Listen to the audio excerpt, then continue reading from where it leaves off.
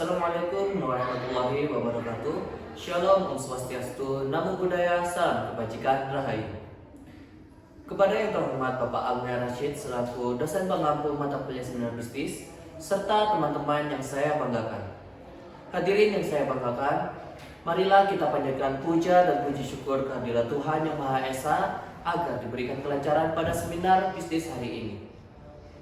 Berdoa menurut agama dan keyakinan masing-masing dipersilahkan. Berdoa dapat diakhiri. Tuku keluar cetek comboran, ngombine es madu, mangane Pak Sumini. Halo Rek, aku Abi Taufikur Rahman yang akan memandu seminar bisnis hari ini. Di era globalisasi dan perkembangan teknologi yang pesat, tantangan dan risiko yang dihadapi juga semakin rumit. Organisasi, masyarakat, maupun individu pun akan mengalami hal tersebut. Resiko adalah kemungkinan terjadinya suatu peristiwa yang tidak dapat diketahui apakah memberi dampak positif ataupun negatif, karena hal itu unpredictable. Resiko adalah bentuk ketidakpastian yang kompleks. Resiko unspecified. Resiko gambling, resiko tidak terukur, dan resiko membentuk sebuah jaring laba-laba yang sulit untuk terurai. Lalu, apa yang akan kita lakukan menghadapi tantangan yang kian hari semakin challenging? So, let's meet and discuss with our presenter, Laureta Althea Krista Maria IMD LE. So, bagaimana tak kabarnya hari ini? Luar biasa, puji Tuhan, baik sekali. Alhamdulillah, syukurlah kalau begitu Kak. Mungkin tanpa berlama-lama lagi, lebih baik kita akan langsung menuju poin utama dalam seminar bisnis hari ini, yaitu di mana poin akan dijelaskan adalah risk mitigation. Menurut kakak nih, bagaimana pandangan kakak terkait resiko yang selama ini semakin menjadi-jadi, tantangan yang dihadapi pun juga semakin challenging nih, setiap hari, setiap waktu, resiko bukan malah berkurang tapi malah bertambah. Bagaimana pendapat kakak terkait hal itu? Adanya resiko dalam perjalanan bisnis ya tepatnya? Ya, betul. Jadi kita nggak bisa jauh dari resiko itu sendiri. Jadi resiko itu adalah suatu hal yang tidak dapat kita ketahui atau kita tidak bisa prediksi gitu loh ke depannya, dan dapat tentunya akan berdampak pada pencapaian tujuan atau sasaran sebuah perusahaan itu. Jadi tapi uniknya resiko ini tidak dapat dihilangkan. Jadi kita selalu pasti akan facing the risk. Jadi kita harus siap dan siaga terhadap risiko itu. Nah, kita sebagai manusia itu dapat mencegah dan juga mengurangi dampak negatif dari risiko tersebut. Nah, hal itu yang kita sebut dengan yang akan kita bahas hari ini, yaitu risk mitigation. Oke, jadi seperti itu Kak, bahwa resiko ini tidak dapat dihilangkan, namun dia ini dapat diminimalisir dampak dari adanya resiko. Nah, menurut kakak ini kalau boleh tahu, untuk apa sih pentingnya untuk mengetahui mitigasi resiko? Karena seperti kita tahu nih bahwa aset yang kita miliki ini kan sangat banyak, dan juga resiko yang dihadapi pun tidak tahu bagaimana akan terjadi dampaknya. Bagaimana menurut pendapat kakak? Ya, dari risk mitigation sendiri itu penting banget. Dari sisi agensinya itu sangat penting dan harus dilakukan pada setiap perusahaan. Nggak hanya perusahaan sih, sebenarnya kita dalam kehidupan sehari-hari juga perlu adanya mitigasi risiko ini gitu. Jadi kalau dalam aspek perusahaan atau lingkup perusahaan itu istilahnya perusahaan ini nggak bakal rugi-rugi banget gitu kan? Gitu. Oke, jadi adanya mitigasi resiko juga selain untuk meminimalisir dampak dari resiko, dia juga dapat digunakan sebagai bentuk evaluasi kinerja perusahaan nih Kak, sehingga bentuk apakah kinerja perusahaan ini optimal dari tahun ke tahun atau mungkin malah mereka menjadi merugi. Nah, sehingga kita sebagai pelaku bisnis pun juga perlu adanya mitigasi resiko. Nah, selain itu Kak, meminimalkan risiko juga diperlukan untuk keberlanjutan bisnis. Apakah itu benar Kak? Benar sekali, sudah dapat poinnya Kak. I see, oke. Nah, setelah kita memahami tentang makna atau falsafah dari adanya mitigasi resiko, selalu ada nih setiap aspek yang harus dimitigasi ya. Apalagi dalam dunia bisnis. Menurut Kak Althea nih, emangnya sepenting itu Kak adanya mitigasi resiko? Tentu. manajemen risiko ini atau risk mitigation ini sangat penting. Dan aku ngomongin tadi ya, sangat penting. Karena memungkinkan kita untuk mengidentifikasi dan mengatasi risiko itu sendiri. Jadi sebelum kita sangat-sangat rugi atau gulung tikar, jadi kita bisa menanggulanginya gitu, nggak terlalu, istilahnya nggak terlalu jeblok gitu. Nah, sebagai contoh nih, dalam perusahaan, risiko itu bisa muncul dari berbagai sektor, seperti keuangan, operasional, dan juga reputasi perusahaan itu sendiri. Jadi dengan melakukan manajemen risiko, sebenarnya itu sangat efektif untuk perusahaan dan untuk kita sendiri-sendiri. Jadi hampir semua aspek itu harus benar-benar dimitigasi ya apabila risikonya terjadi apa ya. Yeah. Nah, bicara mengenai tadi kan menyebut terkait soal reputasi nih Kak ya. Kalau boleh tahu, reputasi sendiri ini kan merupakan sesuatu yang unmeasuring, sesuatu yang tidak dapat terukur secara pasti. Nah, bagaimana sih cara kita mengetahui untuk mitigasi resiko terhadap reputasi perusahaan itu Kak? Jadi gini, reputasi organisasi itu salah satu aset juga yang dimiliki oleh perusahaan. Jadi dapat mudah dibentuk dan juga dapat mudah dirusak. Jadi kalau reputasi ini nggak dikelola dengan baik atau resiko dari pembuatan reputasi organisasi nggak dikelola dengan baik, ya jadinya bakal hancur dengan sendirinya perusahaan itu. Nah,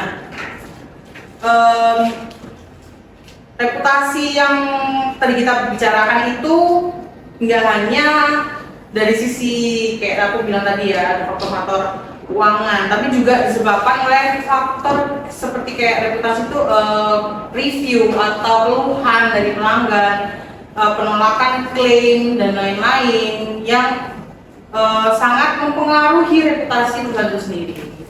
Jadi dengan adanya reputasi yang sudah memburuk atau reputasi yang tidak dapat dicegah dampak dari adanya resiko yang terjadi pada reputasi itu memberikan dampak yang sangat signifikan ya kayak. Jadi ibaratnya bahwa reputasi perusahaan ini merupakan fundamental perusahaan juga.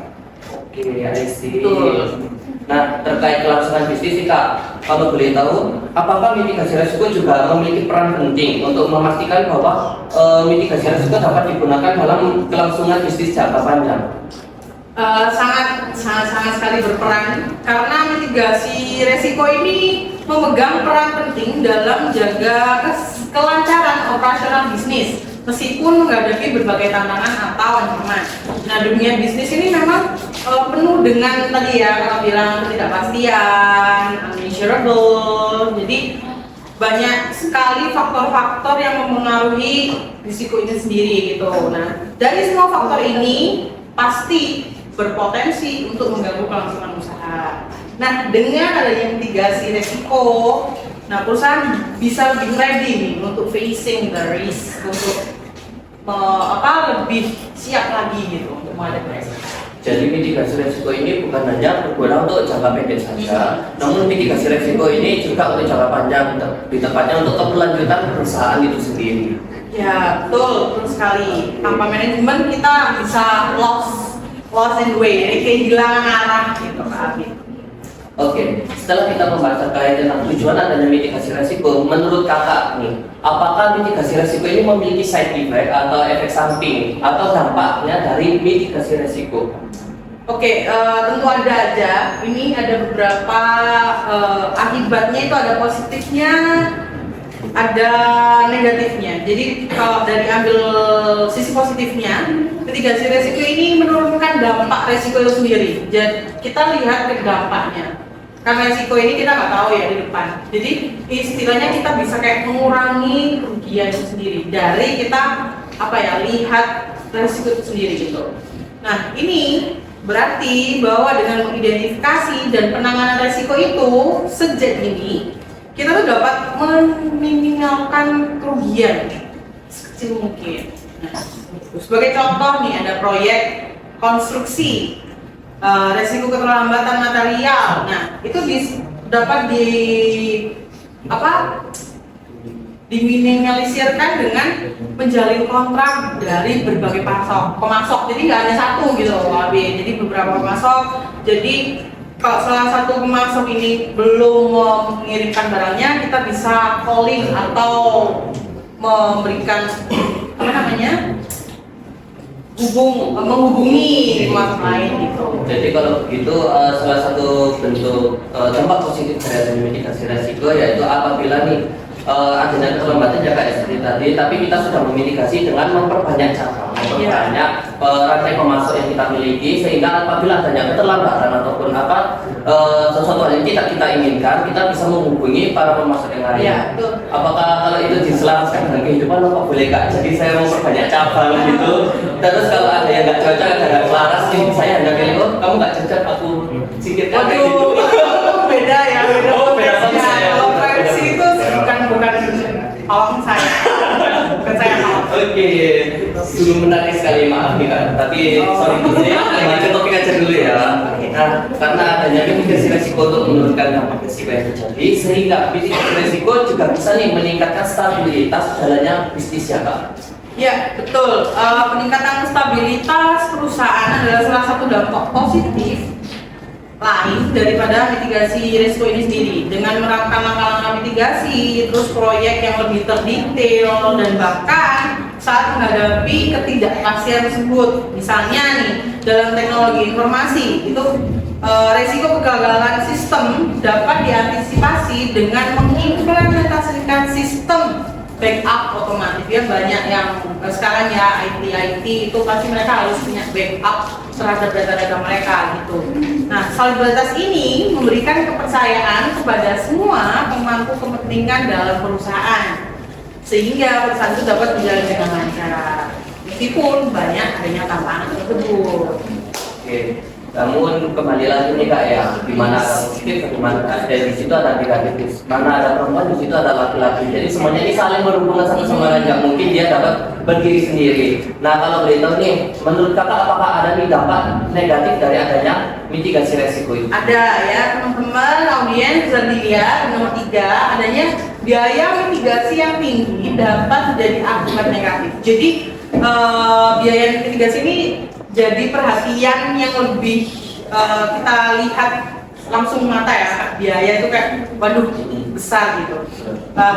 Karena kadang tuh biaya kan ada biaya yang nggak terduga. Nah itulah mengapa kayak kalau ada perusahaan yang mengalami kayak kerusakan mesin atau mungkin ada kebakaran dan lain-lain, pembelian alat cadangan kalau misalnya mesin rusak, nah itu pasti membutuhkan adanya pembelian kembali atau perbaikan. Nah itu hal-hal yang nggak direncanakan itu yang biasanya perusahaan akan mengambil tindakan seperti mitigasi risiko. Jadi dari sini dapat kita mengerti ya teman-teman bahwasanya mitigasi resiko itu di sisi lain kita dapat meminimalkan dampak yang terjadi adanya resiko. Namun juga perlu diperhatikan selain sisi positif yang dapat menurunkan nilai resiko, namun juga diperhatikan bahwa biaya yang ditanggung juga pastinya akan berlebih. Terlebih lagi kan kita membackup, memberikan suku cadang atau yang lain-lain itu juga memberikan biaya yang berlebih ya kak ya. Oke, mungkin kita akan lanjut setelah kita mengetahui efeknya nih kak. Kalau boleh tahu, boleh dong spill lebih detail lagi mengenai apa aja sih tahapan atau proses-proses yang dilakukan oleh perusahaan dalam memitigasi resiko. Oke, sebenarnya proses mitigasi resiko ini nggak serumit yang kita bayangkan ya. Asalkan kita tahu langkah-langkahnya, jadi tepat gitu. Nah, jadi langkah pertama yaitu kita melakukan identifikasi resiko. Nah, ini ibaratnya kita mengidentifikasi fondasinya, apa sih resiko yang mungkin akan terjadi. Kita identifikasi dulu apa yang bisa kita terawal lah istilahnya. Kita kan nggak tahu apa yang akan terjadi, tapi kita bisa kayak melihat sedikit dari track record sebelumnya gitu. Oke, jadi kalau gitu kayak kita mendeteksi dulu nih ancaman-ancaman apa yang bakalan terjadi dan juga seberapa besar dampaknya yang akan diberikan kepada perusahaan kita. Nah, kalau boleh tahu cara untuk mengidentifikasi resiko sendiri itu seperti apa nih? Kan seperti yang kita tahu nih ya, kembali lagi bahwa resiko tidak dapat dihilangkan dan resiko juga tiba-tiba bakalan muncul kayak mantan aja tiba-tiba muncul di hadapan. Oke, betul.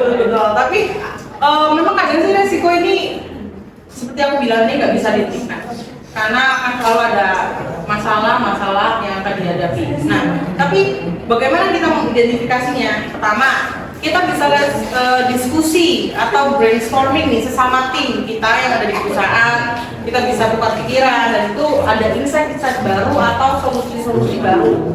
Kedua, kita bisa lihat data history yang misalnya tahun kemarin ada masalah apa aja, kita bisa kayak lihat polanya, pola historinya, ini ada masalah apa selain biaya dan lain-lain gitu.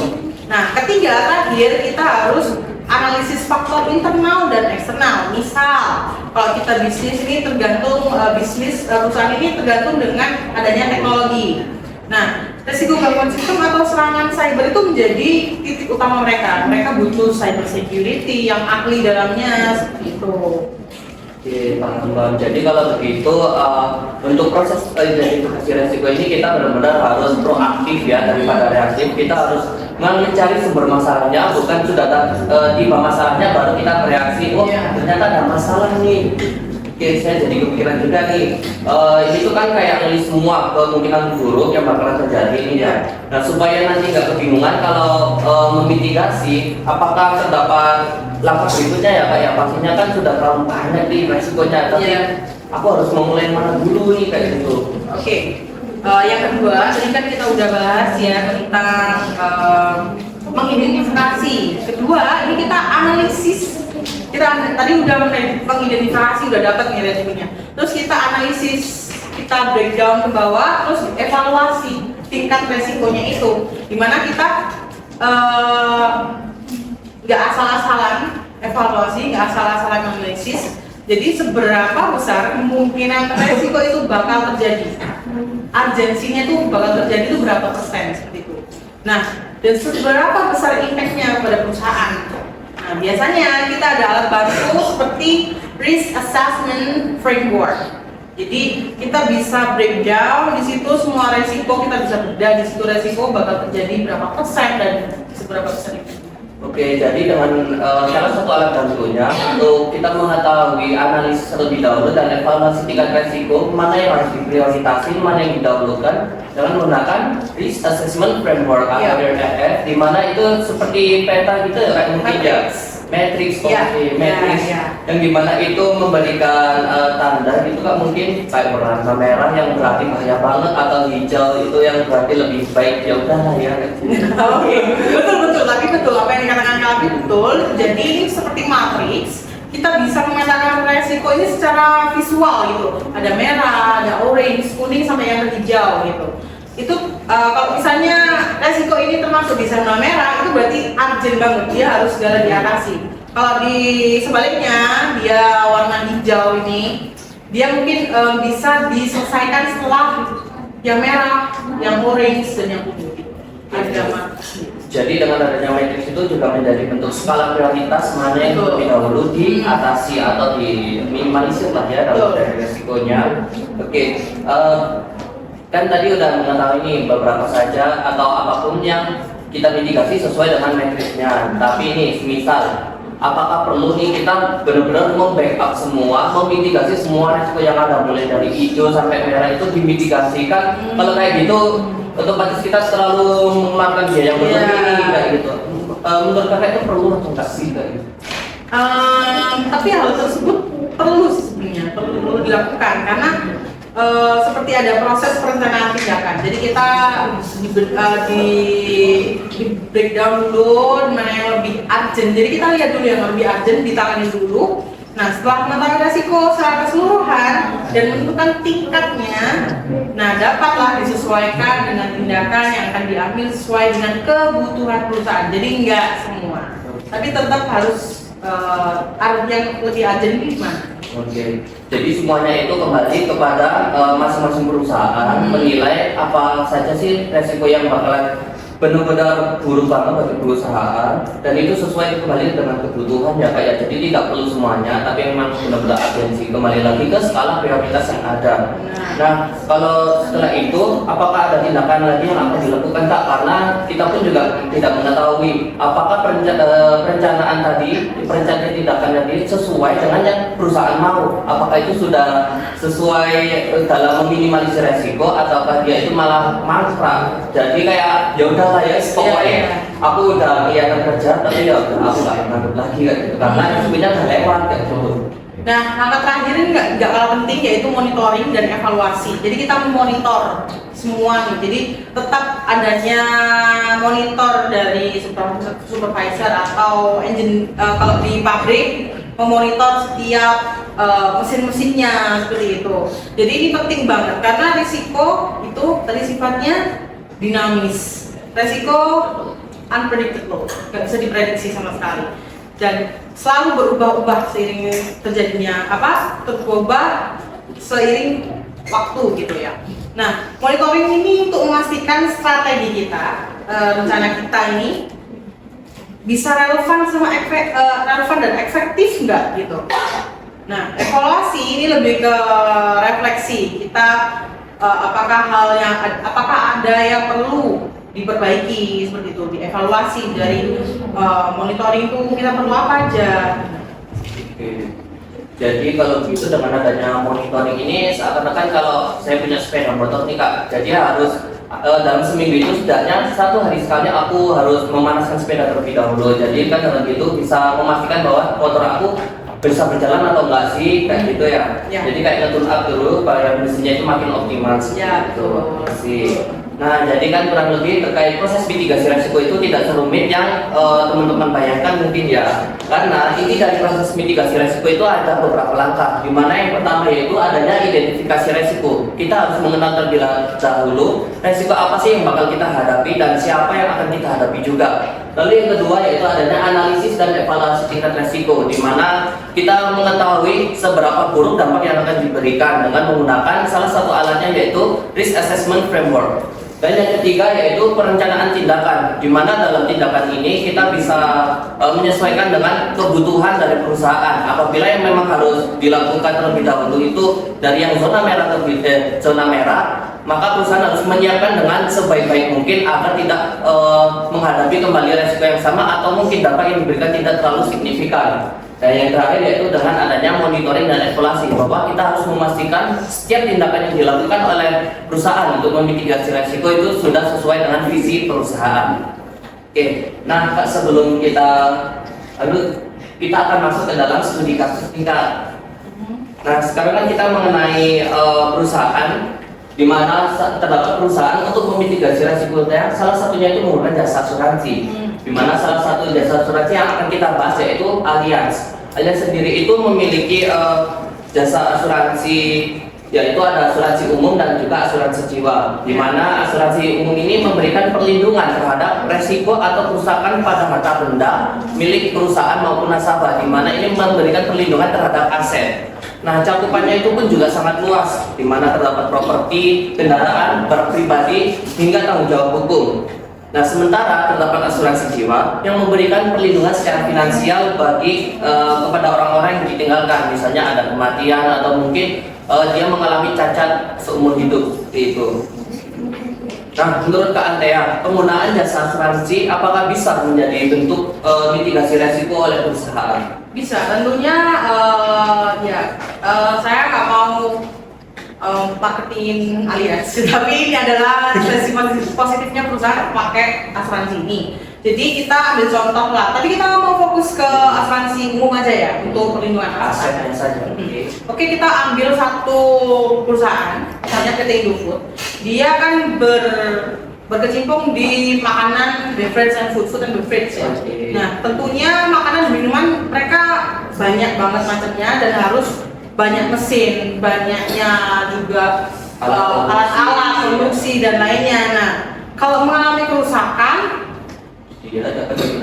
dia bisa menggunakan perusahaan perusahaan pasti akan menggunakan asuransi umum untuk alat-alatnya semua aset yang ada di perusahaan pasti akan diasuransikan. Kenapa? Kalau enggak bisa ludes. Iya, kan biaya yang enggak diduga itu tiba-tiba keluar gitu loh, kan padahal tidak direncanakan. Kalau misalnya pakai asuransi kan dia sudah bayar premi ya, entah itu monthly, biasanya monthly ya. Iya.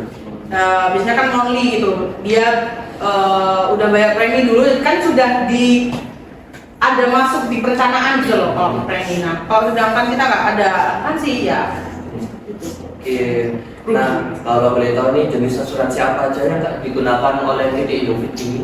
Nah, berdasarkan pencarian saya, itu ya riset saya yang saya lihat, yang saya cari itu ada asuransi properti ya, terkhususnya untuk mesin dan peralatan yang berada di pabrik. Jadi mereka melindungi aset mereka terhadap resiko dari kebakaran, kecelakaan, kerusakan secara eksternal ya, gitu. Nah, untuk asuransi mesin ini tentunya untuk melindungi proses-proses produksi juga, jadi tidak ada kayak kecelakaan sampai kecelakaan kerja sampai harus mengetik asuransi jiwanya karyawan itu enggak. Jadi kita harus lihat dari sisi asetnya. Nah, rata-rata asuransi yang diambil oleh PT Indofood ini dan kerjasamanya dengan Allianz yaitu asuransi umum itu sendiri, meskipun ya ada asuransi jiwa ini, bisa fokus sama Asuransi umum aja. Oke. Wah, jadi kalau begitu untuk PT Indofood sendiri ini benar-benar memanfaatkan adanya jasa asuransi. Ya benar-benar seakan-akan kayak jasa asuransi ini sebagai bentuk investasi. Jadi apabila ada sesuatu hal yang tidak terduga, dia sudah memiliki tabungan, sudah memiliki apa ya, celengan mungkin ya, celengan bahwa aku udah ada simpanan di sini, misal terjadi sesuatu hal yang tak terduga. Iya. Kalau begitu, apakah dari PT Indofood dan juga Allianz ini kira-kira memberikan manfaat nggak Kak untuk kerjasama yang mereka lakukan ini? Tentunya ada pasti. Bagi mereka itu semua perusahaan bahkan perorangan pun pasti butuh adanya sesuai kebutuhan lah, sesuai kebutuhan masing-masing. Oke, kita sedia payung sebelum hujan. Sudah sedia payung semua? Sudah. Oke. Itu betul dari list. Oke, betul list dari Iya. Oke, wah ternyata banyak juga yang bermanfaat asuransi umum untuk perusahaan, terutama di PT Indofood tadi yang sudah dijelaskan oleh Kak Althea. Nah, mungkin terima kasih untuk waktunya yang telah diberikan oleh Kak Althea berbagi pemikiran dalam seminar hari ini. Namun sebelum kita mengakhiri melanjutkan ke sesi berikutnya yaitu sesi Q&A, lebih baik kita melakukan experience terlebih dahulu ya Kak. Boleh.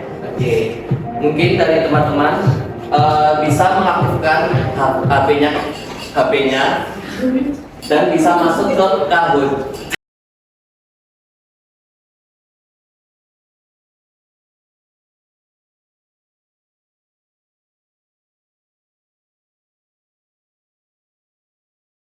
Antusiasme dari teman-teman audiens yang sudah mengikuti ice breaking pada seminar bisnis hari ini. Nah, karena kita sudah fresh nih ya, pastinya sudah fresh dengan pertanyaan-pertanyaan terkait materi dan juga ada beberapa pertanyaan yang random, pertanyaan-pertanyaan yang random. Mungkin akan kita masuk ke sesi berikutnya yaitu Q&A, di mana tadi teman-teman audiens berhak untuk bertanya terkait risk mitigation itu apa. Kepada yang ingin bertanya pada para audiens, waktu dan tempat saya persilahkan. Oke. Baik, terima kasih. Saya Jenderal Safitri izin bertanya. Nah ini kan bahas mitigasi resiko ya, yang setahu saya mungkin tujuannya untuk meminimalisir risiko suatu perusahaan. Nah setahu saya ada juga tuh namanya analisis SWOT. Nah di sini mungkin teman-teman nggak asing ya sama analisis SWOT atau strength, weakness, opportunity dan threat. Nah analisis SWOT ini setahu saya juga untuk meminimalisir risiko juga. Nah pertanyaan saya, apa perbedaan antara analisis SWOT sama risk mitigation ini? Nah terus perusahaan ini lebih baik mengimplementasikan yang mana sih risk mitigation atau analisis SWOT ini? Perbedaan utamanya apa? Terus keunggulannya itu apa yang membedakan? Terima kasih. Oke, bisa langsung dijawab? Ya. Terima kasih buat pertanyaannya. Jadi antara mitigasi resiko sama SWOT itu sebenarnya ada perbedaan. Jadi sama saling melengkapi. Mereka itu tidak bisa dipisahkan. Jadi SWOT ini dilakukan untuk strategi. Jadi perusahaan ini sudah tahu kekuatannya di mana, kelemahannya di mana. Terus opportunity untuk selanjutnya itu apa? Terus tantangan yang dihadapi itu apa? Mereka menganalisis dan itu mereka sudah tahu betul. Sedangkan resiko ini mereka belum tentu tahu itu akan terjadi atau enggak. Nah, mitigasi resiko ini lebih ke tindakan langsung. Jadi lebih langsung dikasih tindakan. Sedangkan SWOT ini dia masih strategi, masih planning. Gitu. Jadi kalau dari keahlian sendiri saya dapat menyimpulkan bahwasanya SWOT dan juga mitigasi resiko ini sebenarnya berbeda, namun mereka satu kesatuan. Untuk analisis SWOT sendiri, ya ini merupakan bentuk identitas pertama dari suatu perusahaan. Dia memposisikan dirinya itu seperti apa, baik dari kekuatannya, kelemahannya, kesempatan hingga ancaman yang terjadi. Mereka sudah mengidentifikasikan posisinya sendiri. Nah, lalu mitigasi resiko ini dapat dilakukan apabila sudah mengalami threat-nya itu tadi, terdapat threat dan dia dapat dimitigasi resikonya. Jadi bentuk tindakannya itu dari mitigasi resiko. Oke, seperti itu Kak Aja. Terima kasih. Oke. Dari teman-teman agen, apakah ada yang bertanya lagi?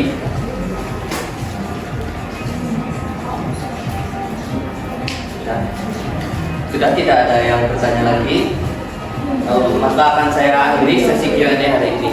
Sebelum saya akan menutup seminar bisnis hari ini, saya akan memberikan sedikit conclusion atau kesimpulan dari materi yang dibawakan oleh Kak Althea. Jadi, mitigasi resiko adalah langkah proaktif dalam manajemen resiko, di mana proses memitigasi resiko itu terdapat identifikasi resiko yang nantinya akan dilakukan analisis tingkat resikonya. Setelah kita menganalisis seberapa penting, seberapa jauh, dan seberapa urgensinya tingkat resiko yang terjadi, kita dapat melakukan perencanaan tindakan. Tindakan yang dilakukan juga sesuai dengan kebutuhan perusahaan. Nah, lalu setelah adanya tindakan, maka akan dilakukan yang namanya monitoring dan evaluasi untuk mengetahui seberapa layaknya untuk melindungi aset yang sudah ada dalam perusahaan dalam manajemen resiko itu tadi. Jadi lindungi aset kalian layaknya melindungi seorang anak kucing. Sayangi, rawat, dan tumbuhkanlah hingga beranak pinak. Pertemuan ini bukanlah akhir, namun awal dari segalanya. Awal dari kita melangkah untuk memberi dampak bagi sesama. Sedia payung sebelum hujan, sedia ilmu membentuk citra. Saya Abi Taufikur Rahman, pamit undur diri dan sampai jumpa.